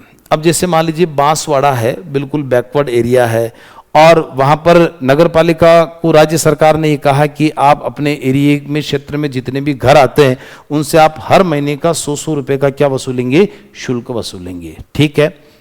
अब बांसवाड़ा बहुत बैकवर्ड एरिया, लोगों के पास इनकम सोर्स इतना नहीं है, तो राज्य सरकार क्या है, राज्य सरकार राजपत्र में प्रकाशित करके एक अधिसूचना नोटिफिकेशन जारी करेगी कि वह नगर पालिका बोर्ड जिसके लिए अनुपयुक्त उपबंधों का परिवर्तन से छूट देंगी। यानी ये जो चीजें हैं अनुपयुक्त, यानी यहां पर जो शुल्क लिया जा रहा है वो अनुपयुक्त है, अनुपयुक्त है। इसका मतलब यहां पर यह है कि यहां पर लोगों के पास इतनी इनकम सोर्स नहीं है, तो हमने ये जो चीजें हैं ये अनुपयुक्त है, इससे आपको छूट प्रदान की जाती है, यानी आप यहां से 100 रुपए का शुल्क नहीं वसूलेंगे। यानी किसी भी नगर पालिका बोर्ड जो लोगों से टैक्स वसूलती है, जो शुल्क वसूलती है, तो राज्य सरकार जिस एरिया के अंदर उनको लगता है कि लोगों के आय सोर्सेज इतनी नहीं है, तो छूट प्रदान करने के लिए उसको अनुपयुक्त घोषित कर देगी कि ये एरिया अनुपयुक्त है और यहां पर आप किसी प्रकार का शुल्क और टैक्स नहीं ले। लेकिन इसके लिए राज्य सरकार पहले अपने राजपत्र में नोटिफिकेशन जारी करेगी, उसके बाद ही ये क्या होगा, मान्य होगा। तो वहां पर लोगों को छूट प्रदान की जा सकती है, ठीक है ना। केवल नगर पालिका बोर्ड के लिए, ये भी ध्यान रखना, नगर परिषद और नगर निगम के लिए नहीं है, क्योंकि वहां पर बड़ी आबादी जो शहरों की होती है, तो वो नेचुरल है कि जहां पर आय इनकम सोर्स ज्यादा होगा तभी तो वहां पर आबादी क्या होगी, ज्यादा होगी, लोग ज्यादा बसेंगे। नगर पालिका बोर्ड होती है वो बिल्कुल छोटे एरिया में होती है, जो गांव से शहर की तरफ ही बढ़ने जा रहे हैं, तो केवल उसी के लिए ये नगर पालिका बोर्ड के लिए, ठीक है। उपधारा 2, इसकी उपधारा 1 में ये बात है। उपधारा 2 क्या कहती है कि राज्य जो सरकार है वो छूट वाले मामले पर क्या बना सकती है, नियम भी बना सकती है। तो नियम बनाने की पावर भी किसके पास है, राज्य सरकार के पास है। किसके पास है, राज्य सरकार के पास है। उस नगर पालिका के पास नहीं है जिस नगर पालिका को ये बोला गया कि आप अपने एरिया में शुल्क नहीं लेंगे, आप एरिया में टैक्स नहीं लेंगे, तो उस एरिया से छूट और छूट में, टैक्स में और शुल्क में जो छूट देने की जो पावर है वो राज्य सरकार के पास है, धारा 4 के तहत। देख लीजिए, ध्यान देने योग्य बिंदु क्या है कि धारा 4 केवल नगर पालिका बोर्ड के लिए है, नगर परिषद नगर निगम के लिए नहीं है। देखिए, ये नगर निगम पर लागू नहीं होता है और ये नगर परिषद पर भी लागू नहीं होता। कारण, नगर निगम और नगर परिषद बड़े स्तर के निकाय हैं, जबकि नगर पालिका बोर्ड छोटे कस्बों के लिए होता है, या नियमों में लचीलेपन की जरूरत पड़ती है, क्योंकि वो ग्रामीण एरिया ही तो होता है जिसको शहर में बदला जा रहा है। तो इसलिए अगर लोगों का इतना इनकम सोर्स नहीं है तो बिल्कुल सरकार वहां पर लचीलापन भी दिखाती है। ये धारा 4 तो बहुत आसान सा है। धारा 3 परिसीमन डिलिमिटेशन की बात, नगर पालिकाओं को तोड़ना मरोड़ना, और धारा 4 है किसी एरिया में अगर आय के सोर्स इतने नहीं है तो उसमें शुल्क में और टैक्स में छूट दी जा सकती है ना, उसको अनुपयुक्त घोषित किया जा सकता है। वो करेगी कौन, राज्य सरकार करेगी, राजपत्र में नोटिफिकेशन जारी करके। आज की लास्ट धारा देखिएगा, धारा 5 क्या कहता है, नगर पालिका की स्थापना, स्टैब्लिशमेंट नगर पालिका का। देखिए, इसकी उपधारा 1 क्या कहती है। आपको जब मैं नगर पालिका 74वां संविधान संशोधन जब मैं पढ़ा रहा था, तब मैंने आपको 3 टाइप पढ़ाए थे। संक्रमणकालीन क्षेत्र, यानी जो एरिया ग्रामीण से शहर में तब्दील होने जा रहा है, 20,000 से 1 लाख तक की आबादी, उसको नगर पालिका बोर्ड कहेंगे। 1 लाख से 5 तक है, वहां क्या बनेगा आपका, नगर परिषद। 5 लाख से अधिक है वहां नगर निगम। तो यही स्थापना इनकी हो रही है। निगमन कैसे बन रहे हैं, पहला संक्रमणकालीन क्षेत्र, जो एरिया गांव से शहर बनने की प्रक्रिया में है उसको क्या बोलेंगे, संक्रमणकालीन क्षेत्र बोलेंगे, ठीक है। जब हमने परिभाषाएं पढ़ी तब ये सब चीजें हमने देखी थी, इसीलिए वो चीजें, इसलिए वो चैप्टर पढ़ना बहुत जरूरी था। अब हर चीज आपके लिए आसान है। अब देखिए, इससे वहां राज्य सरकार क्या बनाएगी, नगर पालिका बोर्ड। जहां संक्रमणकालीन क्षेत्र में नगर पालिका बोर्ड बनेगा, जिसमें आप जिस एग्जाम की आप तैयारी कर रहे हैं ईओ की, वो नगर पालिका बोर्ड है, ठीक है। एक बार जब नगर पालिका बोर्ड बन जाता है तो कानून की नजर में वह एक जीवित व्यक्ति की तरह व्यवहार करता है, जिसकी 5 शक्तियां होती है। यानी अगर कोई एरिया नगर पालिका बोर्ड बन गया तो एक, मान लीजिए वो जीवित व्यक्ति है और उसके पास शक्तियां, पावर कितनी है, 5। वो कौन कौन सी पावर है, देखिए उसके बारे में। पहला, उसका एक नाम होगा, जैसे नगर पालिका खाटू श्याम जी, नगर पालिका पुष्कर, नगर पालिका आमेर, XYZ। तो उसका एक पर्टिकुलरली नाम होगा, तो उसकी एक पहचान होगी, है ना। 5 पावर जो है ना, तो नाम से पहचान, यानी उसका एक खास नाम होगा। जैसे एक उदाहरण मैंने लिखा है, नगर पालिका बोर्ड आमेर। तो जिस शहर में बन रही है पहले नगर पालिका और उस शहर का आगे क्या आ जाएगा, नाम आ जाएगा। तो एक तो उसकी पहचान होगी कि कौन सी, जैसा आप ईओ बन जाओगे तो आपका ट्रांसफर होगा, अभी कौन सी नगर पालिका बोर्ड में हुई, कि नगर पालिका बोर्ड पुष्कर में आपका ट्रांसफर। यानी ये पहचान है कि अच्छा आपका उस नगर पालिका बोर्ड में क्या हुआ है, ट्रांसफर हुआ है। एक तो ये। दूसरा, ये बॉडी कॉर्पोरेट यानी निगमित निकाय, कैसे कि इसका मतलब है कि नगर पालिका एक मोस्ट इंपोर्टेंट कानूनी संस्था है जिसको नगर पालिका बना दिया जाता है उसको एक निगमित निकाय, वो एक कानूनी संस्था बन जाती है ना। और अब उसके नाम से संपत्ति, जमीन, भवन बिल्कुल वो खरीद सकती है और बेच भी सकती है, कानूनी संस्था है। तो एक वो जीवित व्यक्ति की तरह, जैसे आज आप और हम जीवित व्यक्ति हैं, तो हम एक तरह से कोई जमीन खरीद और बेच सकते हैं। तो नगर पालिका अपने एरिया के लिए कोई जमीन खरीद सकती है, उसके पास फंड अच्छा है तो पास का कोई इलाका है वहाँ से, ग्रामीण एरिया से, तो बिल्कुल जमीन खरीद सकती है ना, और अपनी जमीन को बेच भी सकती है अगर अपनी उधारियाँ देनदारियाँ अगर उसको चुकानी भी है तो, ठीक है ना। तो ये उसके एक निगमित निकाय है। फिर शाश्वत उत्तराधिकार, इसका मतलब ये कि जैसे कल को आप ईओ बन गए, ईओ बन गए तो आपका ट्रांसफर हो गया मान लीजिए खाटू श्याम जी से पुष्कर, तो आपका जब तक उत्तराधिकारी नहीं आएगा तब तक आप छोड़ेंगे नहीं कुर्सी, यानी आप रिलीव होंगे, आपके बाद में दूसरा अधिकारी बैठेगा। तो शाश्वत उत्तराधिकारी यानी आप अपना चार्ज किसी और को सौंप के जाएंगे, फिर आप जहां आगे जाएंगे उसका चार्ज आप लेंगे।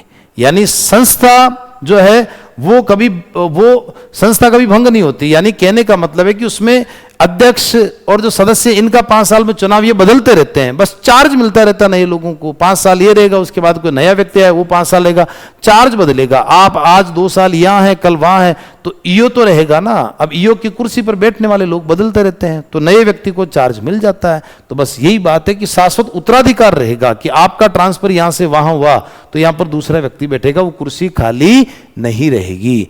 तो देखिए इसका अर्थ है निरंतरता, यानी नगर पालिका में अध्यक्ष या सदस्य बदलते हैं, हर 5 साल में चुनाव होते हैं, नए सदस्य आ जाएंगे, नया अध्यक्ष आ जाएंगे, लेकिन नगर पालिका संस्था के रूप में वो कभी खत्म नहीं होती, वो हमेशा चलती रहेगी। बस कुर्सी पर बैठने वाले आते और जाते रहते हैं, वो संस्था हमेशा बनी हुई रहेगी। ऐसा नहीं है कि 5 साल बाद नगर पालिका पुष्कर को समाप्ति कर दिया, समाप्त नहीं है, वो तो एज इट इज बनी रहेगी, बस उसके चार्ज यानी काम करने वाले लोग बदल जाएंगे, दूसरे लोगों के हाथ में चार्ज आ जाएगा। तो एक पहचान है, एक निकाय है, उत्तराधिकार है। फिर सामान्य मोहर, सबसे मोस्ट इंपॉर्टेंट है मोहर उसकी कॉमन सील।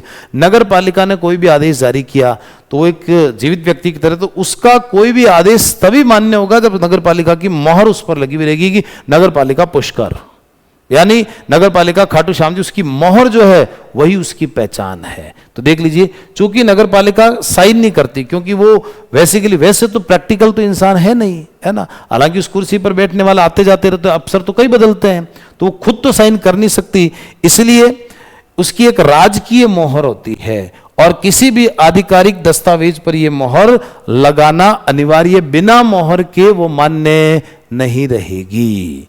ठीक है। और वाद जो है लीगल एक्शन, नगर पालिका देखिए जब काम करती है तो बहुत सारे लोगों को आपत्तियां, वो उसके एरिया को लेकर प्रॉब्लम हो जाती है। नगर पालिका कहती है एरिया मेरा है ना, कोई व्यक्ति कहता नहीं ये जमीन मेरी है, उसमें कोई डिस्ट्रीब्यूट हो गया, तो नगर पालिका पर भी कई बार केस दर्ज कर दिया जाता है। कोई दीवार ज्यादा खींच दी और वो किसी और का एरिया था, अब वो नगर पालिका छोड़ नहीं रही है, तो नगर पालिका पर भी केस दर्ज होगा।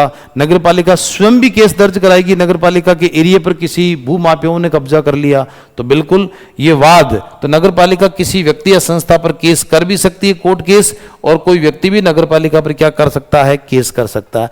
अब मैं आज ईओ हूं, आज इस नगर पालिका पुष्कर का केस चल रहा, कल को मेरा ट्रांसफर हो गया तो मेरी जगह नया जो अधिकारी आएगा वो जो कोर्ट में अपना एविडेंस रखेगा, तो नगर पालिका पर केस होगा, उस अधिकारी पर केस थोड़ी हो रहा है। तो नगर पालिका, अब जो अधिकारी उसमें दोषी था वो एक अलग बात है, उसको दंड मिलेगा, लेकिन वो केस चलेगा उस नगर पालिका के नाम से। ठीक है। तो कोई भी नगर पालिका संक्रमणकालीन क्षेत्र से वो अगर ग्रामीण से शहर बनी है, नगर पालिका बोर्ड बनी है, तो उसके पास 5 शक्तियां आ जाती है जीवित व्यक्ति। वो 5 शक्तियां कौन सी है? ये पहचान, निकाय, उत्तराधिकार, उसकी मोहर और उसको वाद दाखिल करने का उसके पास राइट रहेगा।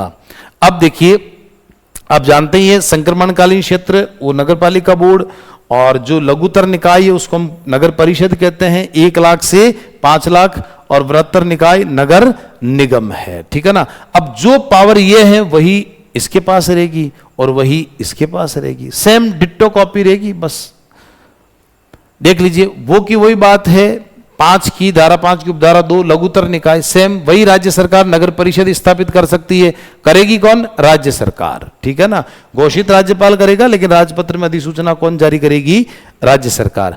वही सेम 5 पावर रहेगी। उसके नाम से पहचान, एक निगमित निकाय होगा, उसके पास भी उत्तराधिकार होगा और उसकी मोहर होगी, यानी उसको सार्वमुद्रा भी कहते हैं, ठीक है, और उस पर वाद चल सकेगा और वो वाद चला भी सकेगी, ठीक है। तो इस बात का ध्यान रखना। यही बात उपधारा 3 में वृहत्तर निकाय नगर निगम के संबंध में है। वो पांचों की पांचों चीजें किसके लिए रहेगी?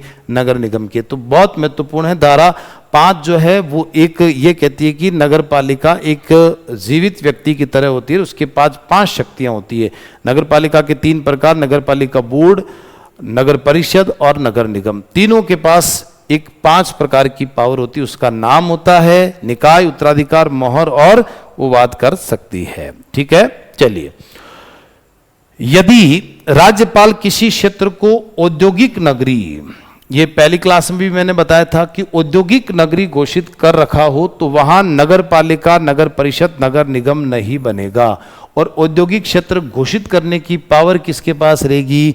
राज्यपाल। जैसे आप उदाहरण के तौर पर अलवर में जैसे नीम राणा वाला एरिया है, भिवाड़ी वाला एरिया, वहां औद्योगिक नगरी है, वहां उद्योग जगत है पूरा, तो उस एरिया को राज्यपाल औद्योगिक क्षेत्र घोषित कर देगा। तो वहां पर राजस्थान नगर पालिका अधिनियम 2009 लागू नहीं होगा। उसके तहत न तो वहां नगर पालिका बोर्ड बनेगा, न वहां नगर परिषद बनेगी, न वहां नगर निगम बनेगा। तो औद्योगिक क्षेत्र घोषित करने की पावर किसके पास है? राज्यपाल के पास है। देखिए, इसी में परंतु मतलब ब्रैकेट, जो ये परंतु हो गया, परंतु 2, राज्य सरकार किसी नगरीय क्षेत्र को सांस्कृतिक, अब देखिए राज्यपाल औद्योगिक क्षेत्र घोषित करेगा। अब यहां पर देखिए वापस आ रहा है, राज्य सरकार किसी क्षेत्र को सांस्कृतिक, ऐतिहासिक, पर्यटक, ये 3 चीजें ध्यान रखना। सांस्कृतिक, ऐतिहासिक, पर्यटक। जैसे मान लीजिए माउंट आबू एक उदाहरण के तौर पे दे सकता हूं। तो सांस्कृतिक जैसे जयपुर है, अब जयपुर जैसे सांस्कृतिक रूप से बड़ा महत्वपूर्ण, पर्यटक भी खूब आते हैं वहां पर, है ना। ऐतिहासिक रूप से वहां पर अच्छे अच्छे बड़े बड़े किले हैं, आमेर का, जयगढ़ का, नाहरगढ़ का। तो या अन्य महत्व को ध्यान में रखते हुए वहां पर अधिसूचना द्वारा एक डेवलपमेंट अथॉरिटी यानी विकास प्राधिकरण भी बना सकती है। अब विकास प्राधिकरण क्या होता है? जैसे मान लीजिए ये जयपुर नगर निगम है, ठीक है ना।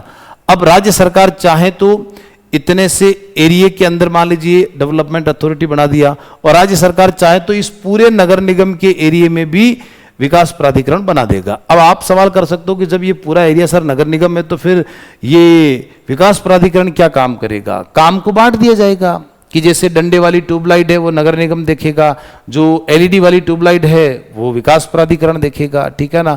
रोड पर जो डिवाइडर हैं वो विकास प्राधिकरण बनाएगा, ठीक है ना। नगर पालिका साफ सफाई का, नगर निगम साफ सफाई का काम करेगा। तो काम को बांट दिया जाएगा ताकि शहर के लिए अच्छा कार्य कर सके। तो राज्य सरकार, अगर राज्य सरकार को लगता है कि कोई नगरीय क्षेत्र बड़ा है, सांस्कृतिक, पर्यटक की दृष्टि से बड़ा महत्वपूर्ण है, वहां पर खूब पर्यटक लोग आते हैं, इनकम सोर्स ठीक हो रहा है, तो वहां पर विकास प्राधिकरण भी बनाया जा सकता है। जैसे अजमेर विकास प्राधिकरण, जयपुर विकास प्राधिकरण, जोधपुर विकास प्राधिकरण, जेडीए, एडीए, ये उन शहरों में नगर निगम भी काम करता है और विकास प्राधिकरण भी क्या करता है?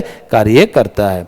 जो उस क्षेत्र के उचित, त्वरित और योजनाबद्ध, प्रॉपर, रैपिड और प्लान्ड विकास हेतु नगर पालिका की शक्तियां, कृत्य और कर्तव्य विकास प्राधिकरण को प्रत्यायोजित किए जाएंगे। यानी उस एरिया के लिए जितनी भी त्वरित योजनाबद्ध तरीके से प्लानिंग करके उस नगरीय क्षेत्र का अच्छे से कैसे विकास किया जाए, उसके लिए सारे के सारे कार्य विकास प्राधिकरण को सौंप दिए जाते हैं राज्य सरकार के द्वारा। राज्य सरकार नगर पालिका से अपवर्जित करके अथवा अपवर्जित किए बिना ही विकास प्राधिकरण का गठित, देखिए ये एरिया अपवर्जित का मतलब बाहर करके यहां तक विकास प्राधिकरण बना सकती है, बिना अपवर्जित किए यानी कोई अपवर्जित नहीं किया, पूरे की पूरे एरिया को ही नगर निगम को क्या बना दिया? विकास प्राधिकरण बना दिया। अपवर्जित यानी किसी एरिया को थोड़ा सा टुकड़ा बाहर करके फिर विकास प्राधिकरण बनाओ, या बिना अपवर्जित किए कोई एरिया बाहर नहीं किया और सीधा ही उसको क्या बना दिया आपने? ये विकास प्राधिकरण बना दिया। बनाएगी कौन? राज्य सरकार। औद्योगिक क्षेत्र कौन घोषित करेगा?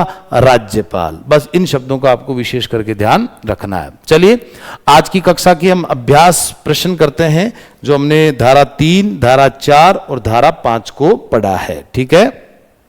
चलिए तो देखिए, राजस्थान नगरपालिका अधिनियम के अंतर्गत नगर पालिकाओं के परिसीमन, बहुत डिटेल से हमने पढ़ा। डिलिमिटेशन जो आपको पता है कौन सी है, धारा 3 के संदर्भ में निम्नलिखित कथनों पर आपको विचार करना है। तो धारा 3 जो हमने पढ़ा डिलिमिटेशन, उस पर विचार करना है।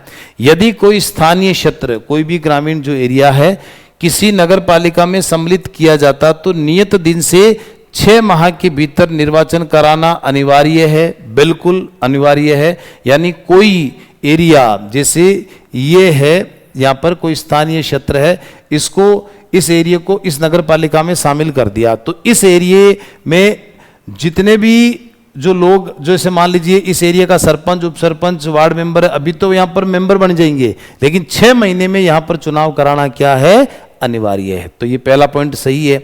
जब कोई नगरपालिका क्षेत्र समाप्त कर दिया जाता है और वह किसी अन्य स्थानीय प्राधिकारी के अधीन नहीं आता है तो उस नगरपालिका निधि का अतिशेष या परिसंपत्तियां राज्य सरकार में निहित होती है। बिल्कुल, जब अन्य दो ही चीजें हैं, या तो राज्य सरकार के पास या स्थानीय प्राधिकारी के पास, तो स्थानीय प्राधिकारी और राज्य सरकार, बिल्कुल ये दोनों ही। तो इसमें ध्यान रखिए, अगर स्थानीय प्राधिकारी के पास नहीं आएगी तो राज्य सरकार के पास आएगी।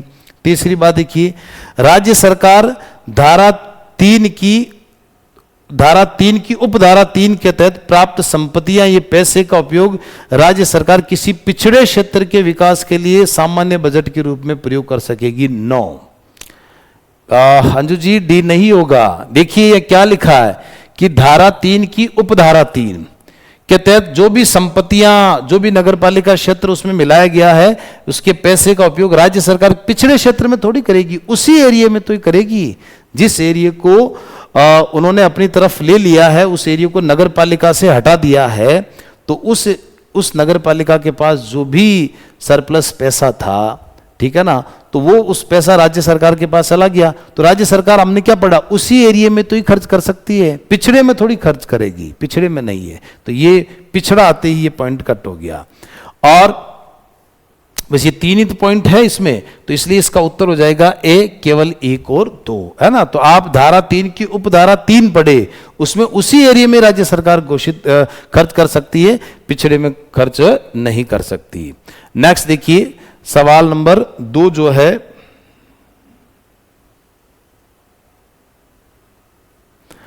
एक बड़ा कपड़ा विनिर्माण कारखाना, एक कपड़े का बड़ा कारखाना है, एक फैक्ट्री है, एक उदाहरण दिया आपके सामने, एक स्थापित शहर की वर्तमान नगरपालिका की सीमा से मात्र 500 मीटर बाहर स्थित है। ठीक है, यानी एक नगरपालिका है, देखिए ये एक कारखाना है, ये एक क्या है, कारखाना है, ठीक है, और ये एक यहां पर क्या है, एक शहर है। तो ये शहर है उसकी, और ये शहर नाम लीजिए ए है, नगरपालिका है, और इससे मात्र 500 मीटर की दूरी पर क्या है, स्थित है। ठीक है ना, ये एरिया स्थित है। ओके, राज्य सरकार को लगता है कि इस क्षेत्र की बुनियादी ढांचा प्रदान करना है, यहाँ पर टैक्स वसूलना आवश्यक है, तो अधिनियम की किस उपधारा, यानी धारा 3 तो है ही है, उसकी कौन सी उपधारा के तहत राज्य सरकार इसे अधिसूचना द्वारा नगर पालिका में क्या कर सकती है, शामिल। बिल्कुल अंजू जी आपका उत्तर सी सही है, धारा 3 तो है ही है, उसकी उपधारा कौन सी है, 6 के तहत इसमें शामिल किया जाएगा। बिल्कुल आपका सी आंसर राइट हो गया। देखिए सवाल नंबर 3,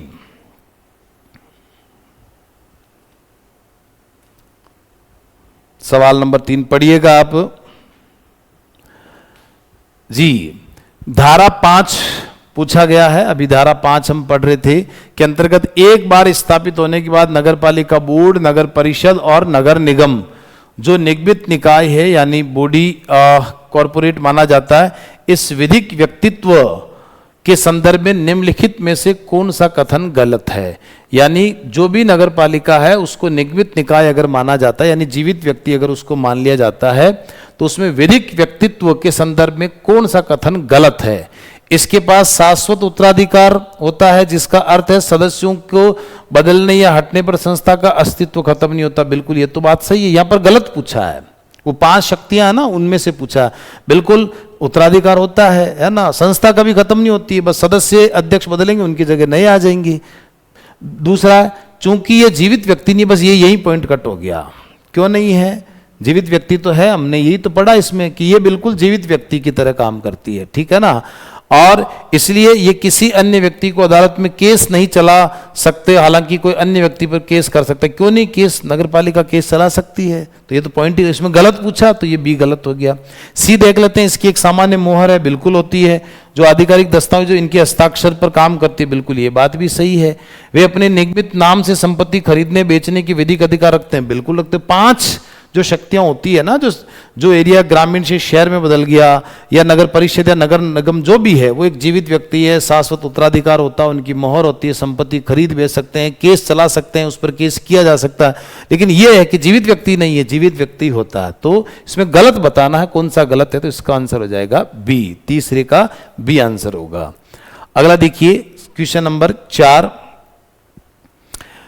अधिनियम की धारा 3, अधिनियम की धारा 3 जो परिसीमन वाली है, उसकी उपधारा 2 के बारे में आपको बताना है कि उपधारा 2 के अनुसार 15 सितंबर 2009 से पुरानी या नवीन स्थापित नगर पालिकाओं के सीमा चिन्ह, बाउंड्री मार्क, जो हमने बहुत डिटेल से पढ़ा था, कि परिसीमन और अनुरक्षण के संबंध में क्या प्रावधान है। इसका पूरा खर्च राज्य सरकार खर्च कौन करती है, खर्चा स्वयं नगर पालिका खर्च करेगी। जो भी खर्चा लगेगा उसके सीमा चिन्ह में, वो बॉडी मार्क में, वो पूरा का पूरा खर्चा कौन करेगी, स्वयं नगर पालिका करेगी। नगर पालिकाएं अपने खर्चे पर कलेक्टर या उसके द्वारा प्राधिकृत अधिकारी से अनुमोदन प्राप्त कर सीमा चिन्ह स्थापित अनुरक्षित करेगी। बिल्कुल स्वयं के खर्चे पर करेगी, और अनुमोदन या तो कलेक्टर से या कलेक्टर द्वारा कोई भी निर्धारित प्राधिकारी। सीमा चिन्हों का अनुमोदन सीधे राज्य स्वायत्त शासन विभाग, ये भी नहीं होगा। और नवीन नगर पालिकाओं के स्थान 5 वर्ष सीमा चिन्ह लगा, नहीं, ऐसा कोई भी नियम नहीं है। तो इसका आंसर क्या हो जाएगा, बी इसका राइट आंसर। और इसका सवाल नंबर जो 5 है, इसमें देखिएगा, राजस्थान नगरपालिका अधिनियम की धारा 4 के बारे में आपको बताना है। धारा 4 के तहत राज्य सरकार को अधिनियम के कुछ अनुपयुक्त उपबंधों से छूट देने की शक्ति प्राप्त है। यानी जैसे मैंने कहा ना, बांसवाड़ा में कोई नगरपालिका बनाई और सरकार चाहती है कि वहां पर यहाँ पर अनुपयुक्त है नियम, है ना, इसके तहत इसमें लचीलापन या छूट दे दी, ठीक है ना, शुल्क नहीं लेंगे, तो छूट देने की शक्ति प्राप्त है। यह शक्ति निम्नलिखित में से किस निकाय पर लागू होती है, ठीक है ना। तो ये ध्यान रहे, 3 प्रकार होते हैं, नगर परिषद, नगर निगम, नगर पालिका बोर्ड। तो बड़े शहरों पर तो नहीं होती है, लेकिन केवल एक छोटा जो शहर होता है नगर पालिका बोर्ड पर ही लागू होती है, नगर परिषद नगर निगम पर नहीं होती। तो उसका उत्तर हो जाएगा ए, केवल एक पर ही क्या होती है, ये लागू होती है। तो अंजू जी, आपके लगभग उत्तर सही जा रहे हैं, बहुत बेहतरीन आप तैयारी कर रहे हैं, निरंतर ऐसे ही बने रहें।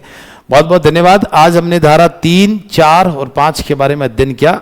अगली क्लास जो हमारी होगी उसमें धारा 6 से हम आगे पढ़ेंगे। बहुत बहुत धन्यवाद, नमस्कार, थैंक यू, शुभ रात्रि। Thank you Anju ji, thank you.